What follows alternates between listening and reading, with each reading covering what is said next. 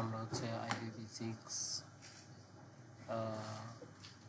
Disable করব। এটার জন্য আমাদের প্রথমে যেতে হবে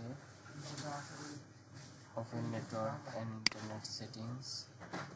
এখান থেকে আমরা ইথারনেট যাব, সেন্স অ্যাডাপ্টার অপশানে যাব। ওখান থেকে এখানে ওয়াইফাই নেটওয়ার্কে ডাবল ক্লিক করব। দেন আমরা প্রপার্টিজ যাব। প্রপার্টিজ থেকে আমরা এখানে আস্তে স্ক্রল করলে দেখতে পাবো ইন্টারনেট প্রোটোকল ভার্সন 6 TCP/IP/6। এটা হচ্ছে আমরা টিক মার্কটা এভাবে উঠিয়ে দেব। উঠিয়ে দিয়ে আমরা ওকে দেন ক্লোজ করে দেব। এরপরে আমরা ওয়াইফাই ডিসকানেক্ট করে আবার কানেক্ট করে নেব। দেন আমাদের ইন্টারনেটের সমস্যাটা সলভ হয়ে যাবে।